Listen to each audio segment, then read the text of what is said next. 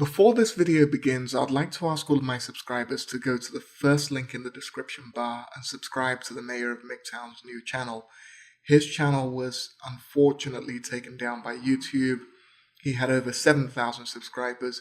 He's a pillar of the MGTOW community, and he's doing some really excellent work that benefits homeless men and men online. So please, before you even watch this video, please click on that link or search YouTube for the Mayor of MGTOWN, and please subscribe to his new channel. Thank you very much. Hello gentlemen, this is CS MGTOW. The motivation to script this video came after reading what now feels like an endless number of online articles over the past 24 months that lament the falling behind of boys and men. The article that finally got me to put pen to paper, so to speak, was a rather absurd article published on the Huffington Post site titled "Sex Segregation in Schools is Bad Policy." And of course, all of the references will be in the description bar. The author of the article, a Mr. Lucas Waldron, argued that sex segregation in schools is a quote-unquote bad policy because it would alienate trans students. That's right, his entire argument boiled down to the supposed emotional needs of trans students who, based on reliable estimates, currently make up 0.3% of the population. He ignored the mounting evidence that the current incarnation of childhood education disproportionately harms boys mentally, emotionally, and adversely affects their ability to earn an income in an area of work they may find pleasing. So I personally have long suspected that mixed gender schools correlate with worse outcomes and cause perhaps irreversible damage to boys and the men they become. So the goal of this video is therefore to provide an overview of the current state of education in terms of the impact on the male half of the population, then offer workable evidence-based solutions. Before kind of going into things, I want to give you an idea of the current state of affairs.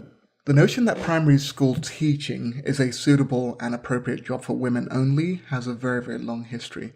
Ever since the introduction of elementary state education in the UK in 1870, teaching younger school pupils was then and now regarded as female work. Currently in the UK, women still dominate the teaching profession. Out of the 365,000 plus teachers in the UK, 74% are female, and it's worth noting that male students slightly outnumber females in the UK.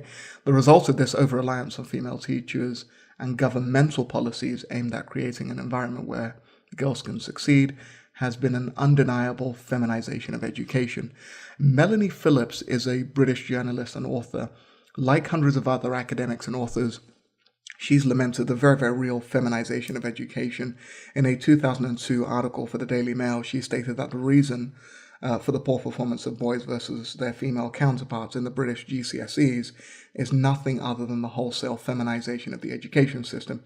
In GCSEs, A-levels, and increasingly degree courses, coursework accounts for an ever greater proportion of the final marks. This in itself favors girls because boys tend to like and do well at sudden death exams. They like taking risks, putting their wits against the odds. Girls don't. So girls usually prefer to work steadily and conscientiously without gambling against memory and the clock.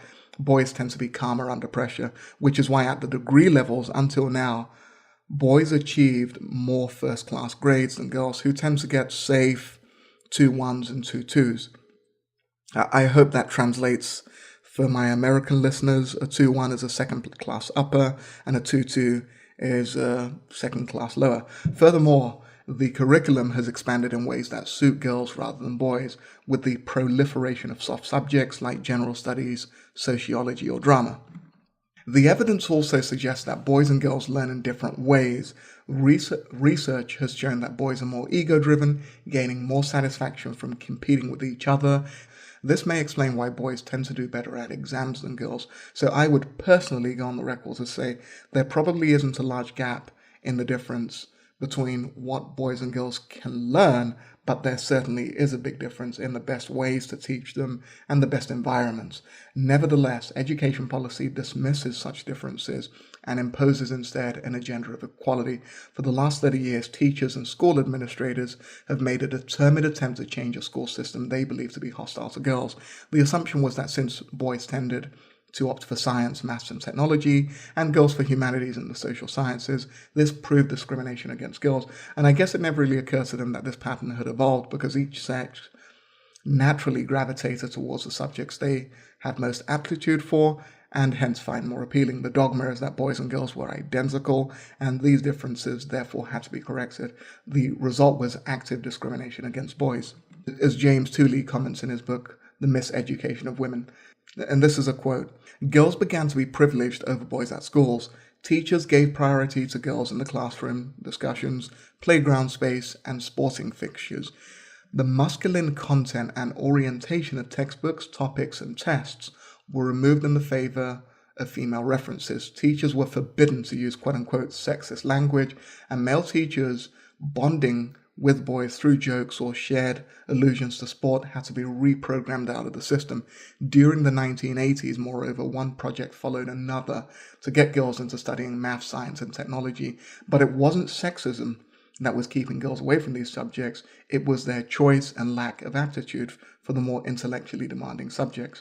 So time and time again, it has been shown that wherever they have an opportunity, boys gravitate naturally to STEM, on average, and girls to social sciences. There's nothing wrong with this.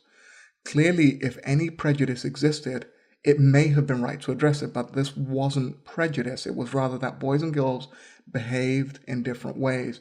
This was never an issue in single-sex schools, but once co-educational schools became the norm, the differences became striking, and people assumed that the differences were due to discrimination.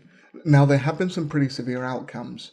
And the big question I found myself asking was, what happens to boys when they are educated in feminized classroom by predominantly female teachers?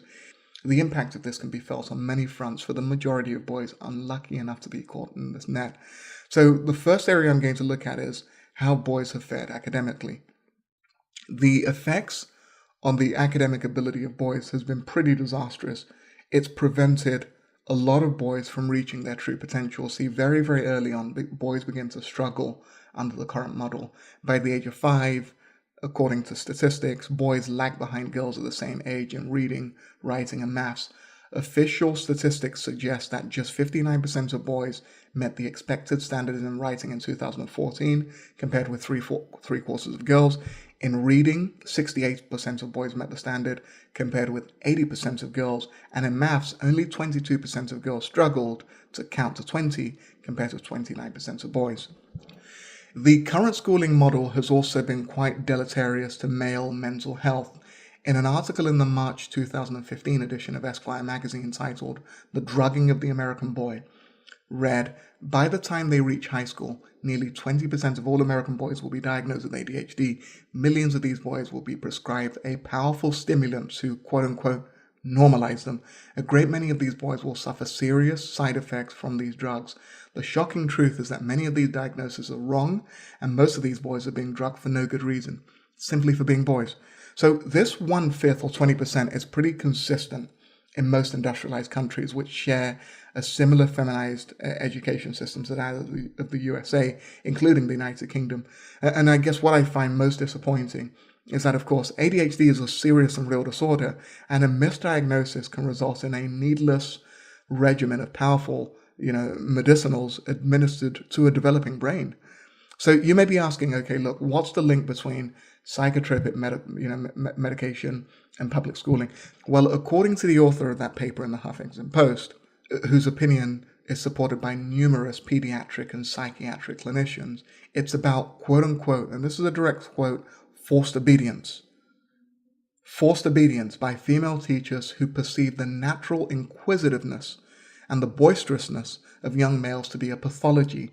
It's about female teachers being unable to cope with male students, and these female teachers wanting the males to be like the female half of the class, resorting to drugs due to their inability, and these are my words here, to earn the respect and admiration required to lead boys. So you see, boys are on average more energetic and enthusiastic, while girls prefer to sit quietly and play nice. The female environment, being too placid for most boys, results in fidgeting, and that is deemed to be misbehavior that must be straightened out. An interesting quote in a WebMD article on the teacher's role in diagnosing ADHD explains the process rather well. And again, this is another quote from the WebMD article. Teachers are often the first ones to recognize or suspect ADHD in children. That's because ADHD symptoms typically affects school performance or disrupts the rest of the class. Also, teachers are with the children for most of the day and for months out of the year. Since teachers work with many different children, they also come to know how students typically behave in a classroom situation that requires concentration and self-control. So when they notice something outside of the norm, they may speak with a school psychologist or parents about their concerns. So as you can see, it's about a student being quote-unquote disruptive. It's about how model students behave, i.e. girls, and the medication of male behavior that deviates from this supposed norm. This may go some way to explain why, according to the CDC, the Centers for Disease Control in the United States, put out some data that boys have an ADHD diagnosis rate of 13%. So 13% of all boys will be diagnosed with ADHD, and girls about 5.6%. So it's nearly double. I think this nicely goes into the sex differences in learning. So you see, there's a growing recognition that in addition to anatomical and physiological differences, there are psychological differences between the genders that affect the way young males and females of our species think, communicate, and behave. These differences manifest themselves at the playground, at school, and at home. See, by the age of 4, boys tend to become more defiant, more vocal, and a little rebellious. We push the boundaries, even when we know there are consequences. According to Sarah Jane McCormick, a psychologist, all of this behavior is completely normal for boys and generally settles down as we mature. Mrs. McCormick, in her paper, went on to say, boys can become very boisterous and have boundless energy at this stage, becoming particularly interested in very rough and tumble play. All of a sudden, they start acting physically, wanting to run everywhere and climb everything, and they can also become very, very strong during this time. This natural inquisitiveness and rambunctiousness is part of the male nature and strongly impacts how boys and girls prefer to learn. You see, as a result of these sex differences, boys tend not to cope very well with long periods sitting at a desk, simply doing, listening, speaking, reading, reciting. This doesn't work for us. Rather, we tend to learn best by moving, making, touching. That's how boys tend to learn. Now, one of the hypotheses that I had before I made this video was that most of the poor outcomes we see among boys right now, within the schooling system, could be linked to the attitude of female teachers towards their male pupils. When I then scripted the video and carried out all of the research I needed to make it into a worthwhile video, I realized that, of course, it's multifaceted. The reason for why boys tend to have negative outcomes, it's certainly more than the attitudes and the sex differences. That there are lots and lots of small things that kind of go towards this. But for sure, one of the interesting parts is the attitude of female teachers towards their male pupils. There's a new study on gender disparities in elementary school performance, the first study of its kind to examine both objective and subjective performance. And the study found that boys were given lower grades than girls, even in cases such as maths and science, where the test scores were equal to or higher than the girls' test scores. So it seems like out-and-out discrimination, except that there's a pretty interesting point. Teachers didn't downgrade boys who had identical test scores to girls if they seemed to share the girls' positive attitude towards learning. In fact, the opposite seemed to occur. The quote-unquote well-socialized boys received a small grade bonus for their quote-unquote good behavior relative to other boys. So what this means, at least to myself, is that boys who ape the mannerisms of girls and behave obsequiously are rewarded. This is not necessarily consciously discriminatory on the part of the female teachers. It's well known in study after study that women show an in-group gender favoritism. One of the questions I've always asked myself is, do women make good teachers? And again, my own personal experiences say absolutely not, but I do realize that my experiences may not be the norm. Unfortunately, I don't have a lot of studies to cite that will conclusively answer this most important question. So here I'm going to resort to, I guess, a little bit of logical deduction and a few studies that tackle this question in a kind of roundabout fashion. So the first thing to say is this: schools fail to educate at least 30% of the students. That's a statistical fact. Again, it's in the description bar where you'll have all of the references. The majority of the school teachers are female. Now, of course, doesn't suggest, hey, that women are automatically bad teachers. So let's just go on a little bit here. So most of urban and rural students are primarily from families below the poverty level. They're not even getting a rudimentary education. The United States has a 30% rate of students failing to graduate high school, and these numbers are eerily similar in the UK. This is an epidemic of failure that costs our societies billions in lost productivity and ultimately higher crime rates. So why might this be? Could it be because teachers are more focused on managing behavior and policing thought rather than facilitating actual learning? Well, according to a study cited in The Guardian, this might just be the case. The article concludes that girls are getting better grades to reward good behavior. Teachers award higher marks to girls than boys because they are better behaved in the classroom. According to the report, the favoring of girls started at primary school and could have an effect on a child's life all the way through university. So for sure, we have the data. One of the things that I'm constantly faced with whenever I go online is this supposed redeeming quality of the human female, which is her ability to empathize with others. You see, the problem with empathy as a concept, I had a discussion with Stardust, a Thinking Ape, about this, and he really made a very, very valid observation that empathy is one of those things that we perceive as being good, but actually in a lot of social situations isn't a very, very positive thing. You see, it's two things rolled into one. The first is the ability to read the emotions of others, and the second is an adjustment of your behavior so you act sympathetically towards that person. Empathy isn't about being fair. Empathy leads to bias and prejudgment that harms boys in the school system. And this is seen in stark clarity in a really, really remarkable bit of research that shows that teachers mark children's work according to how they feel about particular pupils. And again, this makes a lot of sense because most of the teachers are female. So of course, they'll mark according to how they feel about the student.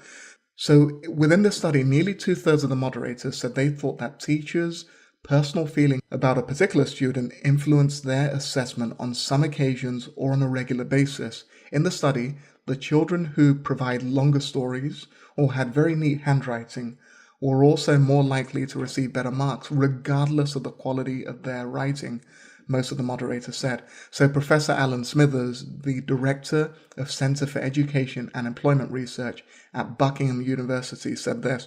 And this is probably one of the most honest and impactful statements I've ever heard from the academic community with regards to this matter. So this is a quote: "It is a failure to understand human nature to rely on teacher assessments." And I would go a little bit further here to say, not only is it a failure to understand human nature or to rely on teacher assessment, it's specifically a failure to understand female nature. Because of course, most of the teachers are female, and as a society, we still perceive teaching of the young to be a female occupation. And then he went on to say, if the results are going to be used to judge schools and teachers, you would expect teachers to be as optimistic in their marking as possible. When teachers know the pupils, they're going to be influenced by all sorts of extraneous things, such as whether they like the pupil. Some staff are more favorably disposed to female than male pupils, for instance. Some employ stereotypes, such as expecting Chinese pupils to do well, but not expecting too much from, let's say, male students. Female teachers, it seems, lack the ability to grade fairly. So their redeeming quality, this ability to empathize with others, actually makes them substandard educators for boys.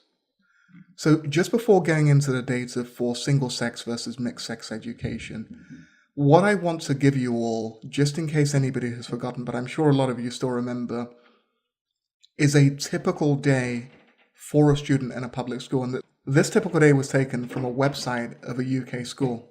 So the children do their early morning work while their class teachers takes the attendance register.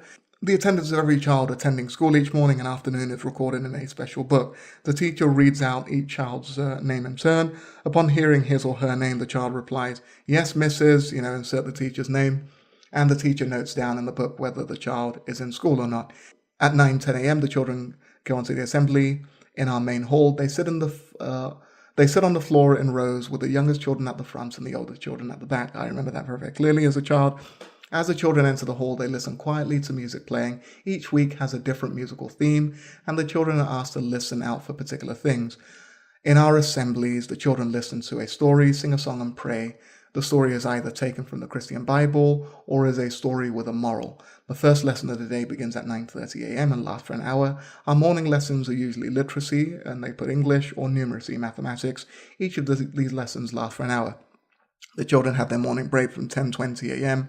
to 10:35 a.m. At the end of the break time, the teacher blows a whistle. The children stand still and wait to be told to line up in their classes. Now, does any of that sound appealing to you as a man? Would that not drive you to fidget or just want to be outside doing something you actually find fucking interesting?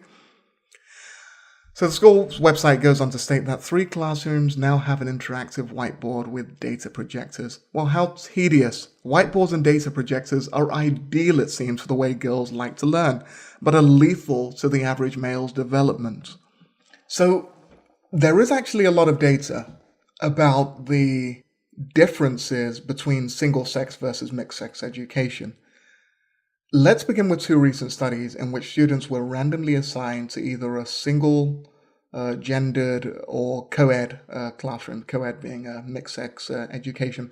So in October 2012, an article published by the journal Demography titled "Causal Effects of Single-Sex Schools on College Entrance Exams and College Attendance, Random Assignments in Seoul High Schools," and Seoul, of course, being the capital of South Korea.